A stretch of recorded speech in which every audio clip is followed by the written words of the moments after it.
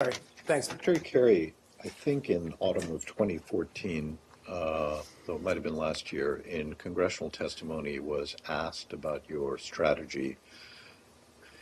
You know, you were asked. 2014? I think it was 2014. Yeah, and he said, ISIS first, that's the ISIL first, that's the strategy. Yeah. So in response to Andre's question, you just said we have two priorities. One is going after the Islamic State militant group, and the other is ending the civil war and working towards some kind of a transition. Secretary Kerry was very clear, though, that the strategy was ISIS first. Is that still the strategy? Look, if you're asking me to, what I would say in response to that is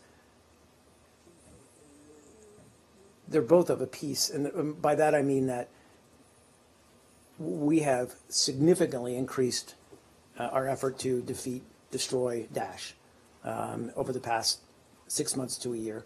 And that has yielded success. But Daesh is still very much a dangerous adversary.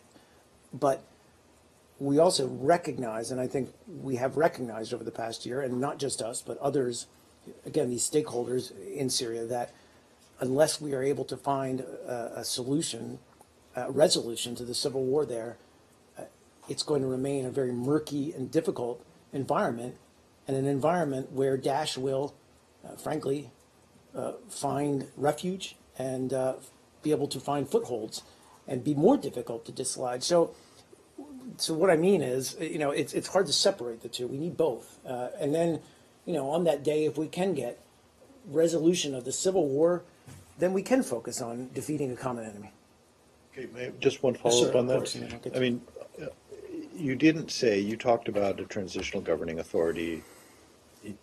You didn't explicitly say, restate your view that because such a transitional governing authority would be formed by mutual consent, if it ever is formed under the Geneva Communique, that from your point of view means that Assad would definitely go, something he's not been willing to do so far.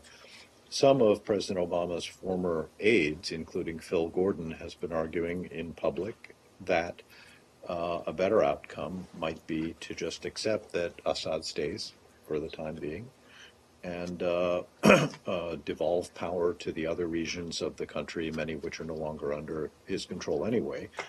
And that the point there would just be to end the civil war, which is how you defined your second goal there. I mean, are you willing at all to consider the possibility of his staying in power if that reduces bloodshed?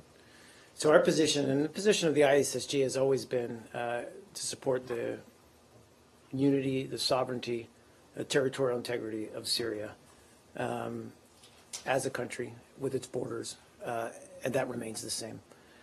We also have, we the United States, have said that we don't believe Assad can be a part of that future, given what he's done. We also believe that any political process, any legitimate political process, we believe will answer that question. But we have agreed as the United States to not make that a hindrance to advancing peace talks and negotiations between the regime and the opposition. Well, that sounds like, I mean, I understand you're not making it hindrance to the commencement of those talks, right? Right. But is it still your view that he cannot be a part of the future of, sorry, I don't mean to that he cannot be a part of the future of Syria? It's our view, yes. And are you willing to swallow that view if you can end the fighting? No. Please. You said if Russia